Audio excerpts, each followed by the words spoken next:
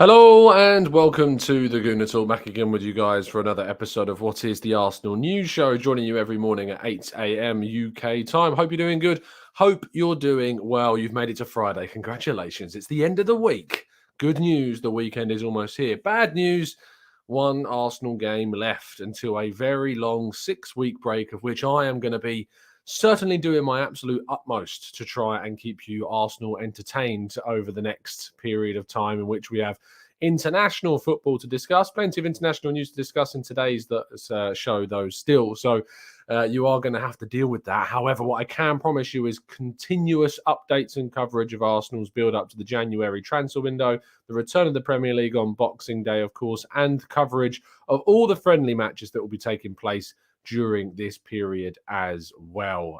Lots to talk about, lots to discuss. We're going to be doing all of that today with you. So do drop a like on the video. Do subscribe to the channel if you're new. Do leave a kind review on iTunes or Spotify or wherever you can. Leave those reviews. It really does mean a lot to us and helps the channel out massively. I hope you appreciate the work that goes into putting these shows on for you every morning. So just a little tiny favor you can do me by leaving a really kind review. That would be really appreciated. Let's say good morning to people joining us in the chat box. Good morning to Manu, to Paul, to Blackshine and Stephen. Good morning to Anko. Good morning to Damien and Mr. SNLO. Good morning to Kabir. Good morning to Rich and Matt G and Louis, Amira, Carl, Marcus. Good morning, guys. Hope you're good. Hope you're well, and everybody else, of course, joining us that I can't unfortunately say hello to all of you, but we've got some fantastic stuff to talk through. So let's kick it off, as always, by telling you about the latest competition. Flying off the shelves is this prize. Despite this competition running out on Wednesday of next week, I can tell you that nearly half of the tickets have been sold for this competition, which is a signed football signed by Mykhaylo Saka himself. So there you go. £3.95 a ticket if you want to try and win this signed and custom framed Arsenal football signed by Mykhaylo Saka. Link in the description with more information. Arsenal's game against Wolves this weekend, we will preview tonight. I have left a message in the Discord server for those in our members crew that would like to come on the preview to help discuss what is an important game to make sure that we win to go into Christmas top of the table. So 6 p.m. tonight, UK time, we'll be doing that preview show. Sambi Lokonga has missed out on his place in the Belgian team. Instead, Roberto Martinez has taken a number of midfielders along with him. You've got the likes of Anana, Dendonka, Kevin De Bruyne, Tielemans, Van Aken, Witsel, have all been picked over Sambi Lokonga. Anana, of course, a regular feature in the Everton team. Lokonga not featuring at all, despite the fact that he plays for a side of the size of Arsenal. Cedric and Fabio Vieira were not picked for the Portuguese national side. Defenders for Portuguese teams include João Cancelo, Diogo Dalot, Pepe. Amazing that Pepe is still around. Ruben Diaz, Danilo Pereira, Antonio Silva, Nuno Mendes, and Rafael Guerreiro. No room in the midfield area. Fabio Vieira, William Ruben Neves, Paulinho, Bruno Fernandes, Vitinha, Otavio, Mateus Nunes, Bernardo Silva, and João Mario all involved there. Turner did make it into the US national side, along with Sean Johnson and Ethan Horvath of New York City and Luton Town. However, there was no space for Austin Trusty in the US men's national team. Defenders include Cameron Carter-Vickers of Celtic, Sergino Dest, Aaron Long, Shaq Moore, Tim Ream, Anthony Robinson, Joe Scally, DeAndre Yedlin, and Walker Zimmerman. I am a little bit critical of Berhalter's decision not to call up Trusty. I think he's been good. I think he's playing at a level that is of a higher competitive nature than that of the MLS and should certainly be worthy of a spot in the squad.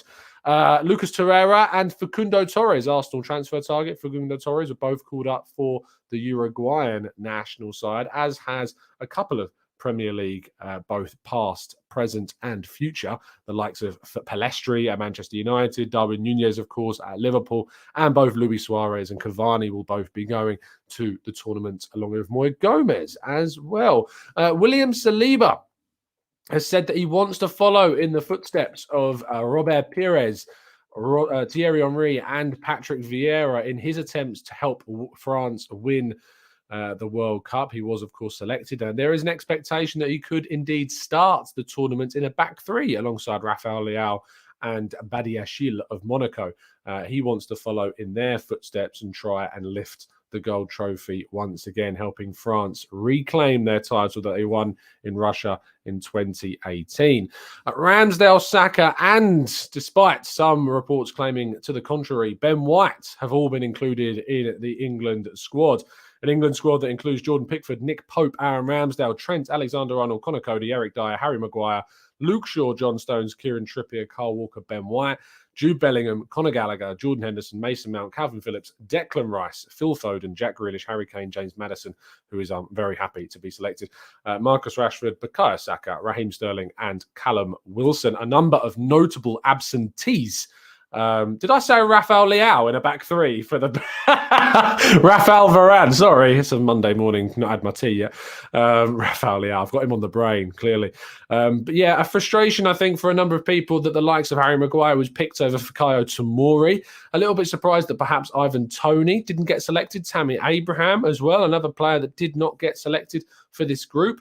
Who else? There's one other player. James Ward-Prowse, again, not selected. Conor Gallagher instead chosen. Some very, very strange decision-making from the England manager, who I, for some time, have been quite done with. He would probably have to go and win the World Cup for me to want to keep him in charge of the squad.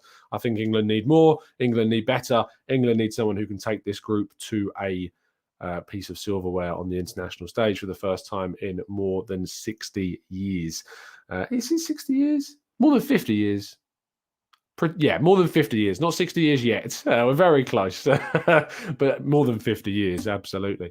Southgate has, however, provided an update on Emile Smith-Rowe. He said and used Smith-Rowe in his discussion around players that he wanted to call up. He actually said that kind of he was in his ideas was Smith-Rowe because he did so well during the last time he was in with the squad. However, because of injury, he has not, unfortunately, been able to be selected, and he would indeed miss the World Cup. What we do know now is Smith-Rowe is expected to be back in December.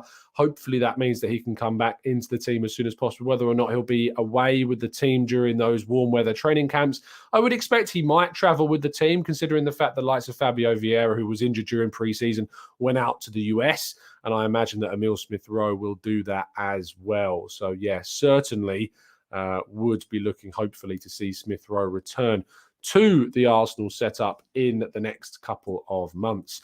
And finally, our headline story of the day, Ukrainian international Mykhaylo Mudryk, reports emanating from Italy yesterday that Arsenal had produced a £52 million, 60 million euro bid for the Shakhtar Donetsk winger. However, those reports have since been rubbished. Both Fabrizio Romano and a number of other outlets have said that no bid has yet been submitted by Arsenal, that the club are certainly very, very interested in the player, and that there could be an acceleration of those plans, considering Arsenal want to strengthen in January. They want to take advantage of this opportunity that they've given themselves by being top of the league and try and do whatever they can to push towards not only a top four finish, but as high up the table as feasibly possible. So I'm sorry, no bid can be confirmed. In fact, it's probably not even happened, despite those reports from Italy. Always very tenuous and what's the word I'm looking for? Suspicious of reports coming out from the likes of Calcio Mercato and Tutto Mercato Web. It's always important you take those with certainly a large grain of salt, because as has happened here, even though you can throw so much, what a wall eventually some will stick, they still need some to stick because not much is happening, and it's been rubbished. But Arsenal are certainly interested in Mudryk, and I, for one, hope that it's a player that we can bring in January. It would be a significant boost to Arsenal's attacking options for the rest of this season. Charlie says, what do I make of his teammates' comments? I think they're very much tongue-in-cheek. Obviously, he did the interview, Mudryk, with Ben Jacobs of CBS Sports, in which he said he couldn't say no if Arsenal came along, but it's not up to him. Unfortunately, it's down to Shakhtar Donetsk whether or not they accept any bid from a rival team. But clearly, Arsenal are in his mind. Arsenal being top of the table, hopefully going into January. We've got a fewer games before we play, before we get into January, of course. But if we are top going into January, it would position ourselves very strongly in any kind of negotiation for any players as well. So yeah, really strong hopes that we can secure ourselves a really important player in January, just like you can secure yourselves your safety when surfing the internet online by going to NordVPN, who are a fantastic online VPN service, one of the best in the world, to give you all the safety and security you need whilst going online and doing whatever you need to do. It's also really helpful in regards to going abroad. Perhaps you're going out to the World Cup, maybe you're going out somewhere else in the world for a holiday and you want to go back to the geolocation where your typical broadcasting apps will work.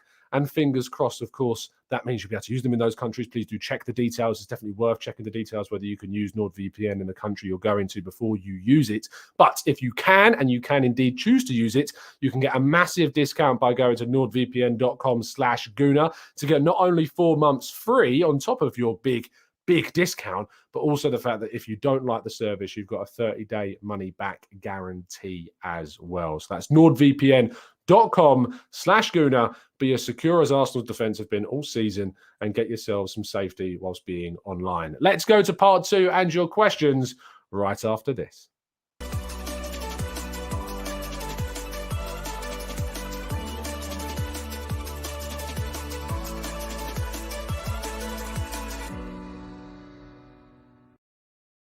Okay, let's jump into the chat box. 2 things. 1, thank you for the kind comment. Second thing, I have lowered the volume of that video. So hopefully the video intro noise is now more aligned with me and my volume of talking. Thanks to those that are providing us with the feedback. I always try and take it on board to improve the channel in whichever way I can. We've got Gabrielle Compressor now. We've got a lowered volume intro. So I'm hoping that you appreciate all the hard work that goes into making sure this channel is as kind and safe and, what's the word I'm looking for, comfy of an experience for you as it can be. Let's go to Moyne, who says, buying Mudryk is a gamble. I was thinking of buying some experienced player for the 2 to 3 years service and then replace them again. Any signing is a gamble. Any signing has its associated risks. We've talked about this misconception around the word experience as well. And, you know, we've talked about players that are in the 23 to 25 range, like Zinchenko and Gabriel Jesus and Ødegaard, that have brought plenty of experience to this Arsenal team, despite not being in their mid to late 20s. So I don't necessarily look to those older players as being able to give us a bigger guarantee. I think Mudryk has shown on the European and international stage with both Shakhtar Donetsk and Mudryk and Ukraine that Mudryk can indeed be a very, very impactful player for us going forwards. Kieran says, who's your money on to win the World Cup and what would your starting 11 be for England against Iran? My money is on France to win the World Cup. That might be naive because I know they've not had the best preparation, but tournament, you know, form can mean some things, and I know it has affected nations in the past, but I, for me, feel as though France have still got a great chance with the likes of Kylian Mbappe, etc. Other than that, Brazil, Argentina are the other 2 I look to. But in terms of England starting 11, based upon the team that we have now, which is in itself a bit restricted, of course, I would start Aaron Ramsdale in goal, even though I think it will be Jordan Pickford. Aaron Ramsdale would start for me. I would then go for Kieran Trippier, Ben White, John Stones, and Luke Shaw, I suppose. Has to kind of play at left back. Is he the only left back we've got? I suppose Trippier can also play left back. But yeah, I'd go Ben White. I'd go Kieran Trippier, Ben White, John Stones and Luke Shaw as the back 4. In midfield, I'd go for Jude Bellingham and Declan Rice with probably Mason Mount alongside those 3. And then in the front 3, I'd reluctantly have to pick Harry Kane up front with Bukayo Saka and Phil Foden to make up my front 3. That's what I would go for personally. I like Mount and I like Foden, so I want to get both of them in the team, to be honest. AJ says, good morning, Tom. What are your thoughts about the criticism that Mudryk only performs in transition? I'm not buying it personally. He looks very secure technically. Yeah, it's not true. I saw a great video. I'm not sure who it was put up on Twitter by, but it was basically a compilation of all the times that Mudryk has either contributed an assist or a goal when his side are playing against a team with a low block. What you have to remember is Shakhtar Donetsk are the biggest team in Ukraine. So yeah, obviously it means that there is an advantage in terms of what they're doing, but you also have to remember that they are going to be going up against teams that are going to be playing that low block. And so therefore, he is going to have to work ways to break those low blocks down, and he's become successful despite having to do that. So the argument that he only works on transition doesn't stack up. Doesn't stack up at all. Matt says, how different would things be if Pepe worked out for us? Would we have already made the Champions League? Well, if we had a winger in Pepe that was scoring and assisting at the rate that he was whilst he was in France, I'd think that we would have a much better chance, of course, of being in the Champions League by now. It was a £72 million risk that did not pay off. Marcus says, so are you still happy that we're out of the Carabao Cup? We could have been seeing Canton versus Canton. Yes, Brighton were drawn against Charlton in the Carabao Cup, of course, the team that my missus supports. It doesn't work that way in reality. Obviously, if we'd have been in there, we would have been given a different number. However, it wouldn't have not have necessarily been that we wouldn't have then played whoever Nottingham Forest, I think it might have been, because if you win, it changes the course of history. I'm not going to go into time quantum mechanics, but if you do change, if the result of something changes, the subsequent results after that will then change. So the same numbers would not have been drawn against one another. Most likely it would have been a different future. So things would have changed. I didn't expect to be going into time and mechanics of that this morning, but we have. So you never know what's going to crop up on this show. Lynn says, Tom, if you were Arteta, would you consider sending Vieira out on loan? No, I'd keep him for next season, keep him in the team, integrate him. He didn't have a pre-season. I think that's what's been the most damaging part to his transition to the Arsenal team. Maybe the World Cup break will give him that opportunity to transition even more. Let's go to Wenger Boy. Says, I've only seen some minutes of Mudryk's compilation videos, but based on that, though, I don't think he's got good enough close control. We shouldn't pay more than 35 million. Wow. You've been watching the wrong clips online. He's got very, very good technical ability. Martin says, thanks, James, but what does that mean? Bear in mind, Martin's asking what a VPN is. Basically, a VPN, two things it does. One, it blocks all the little nasty trackers and cookies from seeing who you are online. You've ever been bombarded with junk email? That's because whenever you go onto any websites and you accept cookies is basically a nice word for tracker. That's why I always reject them if the opportunity comes up. VPNs stop those pesky little trackers from seeing where you are, so they can't get your details and stuff like that when you go onto websites. And also it lets you change your geolocation. So you could be sitting on holiday like I was in Mauritius where my Sky app wasn't working. However, if I use a VPN, I can change my location back to the UK on my phone. So the apps that you use think that you're back in the UK. So it enables them to work. So that's hopefully a quick stop tour of what a VPN is. But if you go to the website, they do have explainers on there as well. nordvpn.com/Gooner. Make sure you get involved. Masibulele says, Tom, what do you think is missing from this Arsenal side? What can take us to that next level, the level of City's, Madrid's and Bayern's? Depth is the key word for me. We need that depth. We need competitive options in rotation. The benefits that Madrid and Bayern have is that they play in leagues, of course, that they're able to dominate a lot more, so they can rotate more comfortably. City don't. And City, the reason why they're as successful as they are is because they've invested millions and millions and millions of giving themselves really quality players in a number of positions. However, there is a clip of Jose Mourinho explaining why City have still become so successful. The likes of Ilkay Gundogan, Kyle Walker, Kevin De Bruyne, have all been at the club for a long, long time. These are investments. These aren't players that have been brought in for 50 plus million quid, played for a season, they've then been replaced. These are players that have been in the team for a long time. That's the same with Arsenal. We're going to have to invest in players, or maybe we already have, that are going to be in the team for a long time and become the ultimate players that they look to be now at Man City. I believe that we can do that with some of the players that we've brought in. Martinelli is certainly a massive example of that. I think that we are gradually starting to see Martin Odegaard become one of those players, Ben White, William Saliba, etc. That is all part and parcel of it as well. Let's go to Giovanni, who says people need to stop getting on to Fabio Vieira. As soon as he started in the Premier League with the first team, he scored a screamer. He's been playing in the Europa League with our B team, which isn't the best. Absolutely. I could not agree with you more, mate. Fabio Vieira is being ridiculously criticised, despite the fact that no one is giving him the benefit of the doubt of playing in a B team consistently. And whenever he's actually played with the Arsenal first team, which was against Brentford, and also which we saw in the home game against Bodo Glimt, He was great in both of those games, and yet so quickly forgotten. How naive we can be. How fickle. Dan says, hi, Tom. Please can you explain why a country like France chooses 25 players and refuses to give an opportunity to one more player? I can't explain it to you because it makes no sense to me. You can also still change your squad up to 24 hours before your first game at the tournament. You can swap out players because of injury, etc. So who knows? Maybe they'll bring someone up from that team. Can Saliba do Partey's job, says Temi? In short, no. James says, but Deschamps just named 25 players in his squad. He later said at a press conference there is enough security with 25 players. If he believes that there's enough security in 25 players, no chance. Danilo, though, could certainly do Partey's job, says James. Absolutely. Maybe that's who you meant. Maybe I was... how funny can I mess up Sanilo with Saliba? But it's definitely Danilo that you meant. Can Danilo do Partey's job?